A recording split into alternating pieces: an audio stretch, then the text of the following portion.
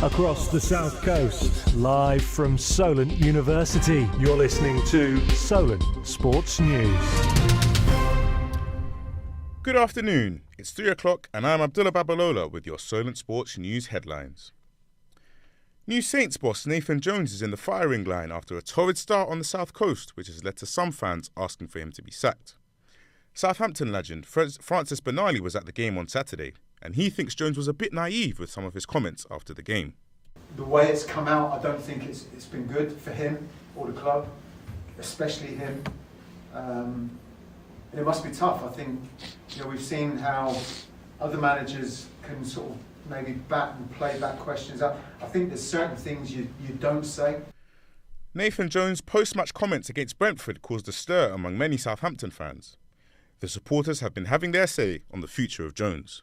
The one that a lot of Saints fans are rooting for is Gallardo. I'm going to stick with Nathan Jones because he's done a pretty good job. I think Saints should stick with the manager they've got at the minute, because the modern game at the minute, they do not give the managers enough time. We need more attacking football, so I'll go with somebody like Frank Lampard, who actually does play a very attacking game. Manchester City are facing a number of charges for breaching financial fair play rules.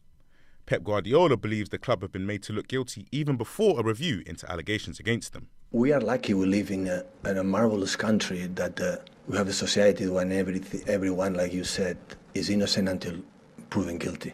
We didn't have this opportunity. We are already sentenced and tough.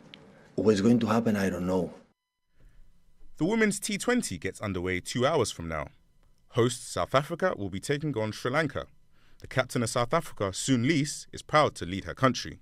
It's quite massive. I don't think we quite realise, what we already achieved without playing a game. Apart from being successful and winning games, I think there's a responsibility of inspiring a nation as well, and inspiring young girls to get out of their comfort zones and to give them that opportunity to know that they can be anything they want. Staying with T20 cricket, England women begin their campaign against the West Indies tomorrow. There is excitement amongst fans and players about the current crop.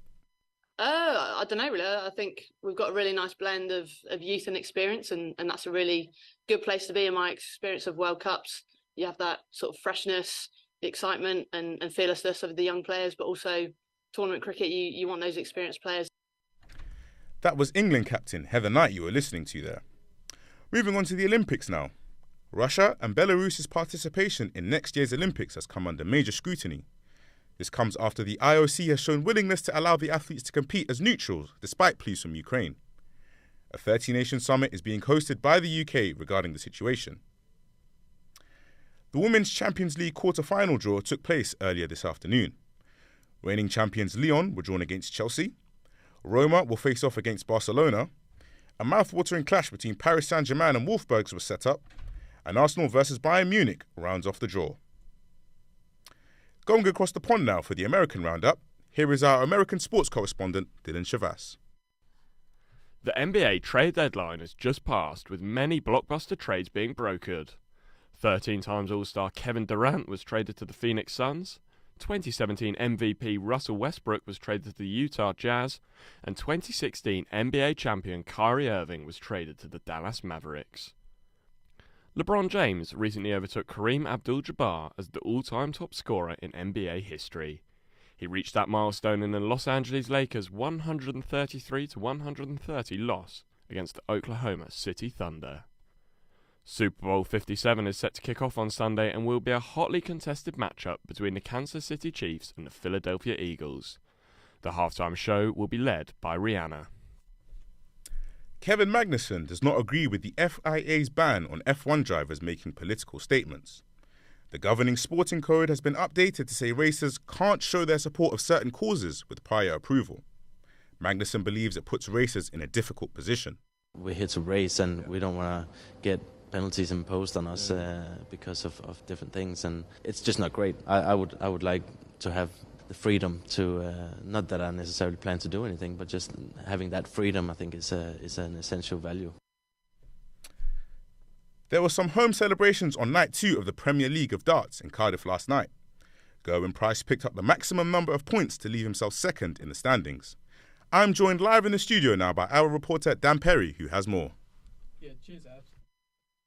Yeah, it was a great night at the darts. Good to see Gerwyn Price getting back into form after that Wales that he had, where obviously he was mocked for the headphones. It's been a shock for some players. The likes of Chris Dobey won the Masters. He's always been there or about there, but now he's really shining through. But yeah, it was good to see Gerwyn Price back on form and winning. Who do you think is in the most trouble, bearing in mind we are only 2 games in? Well, you've got to think after last night, Johnny Clayton, he's a fellow Welshman like Gerwyn Price, returning home. He just could not hit his doubles. It was bad to see, and he actually said in the interview after that he threw his darts in the bin. So hopefully he can find the form from somewhere. He hasn't really had an amazing year as it is, but I think because of his past records and trophy wins and winning the Premier League last year, he made it. That's all for now. Thank you for listening. Remember, you can keep up to date on our website, solentjournalism.co.uk, where we will keep you up to date with everything going on in the sports world.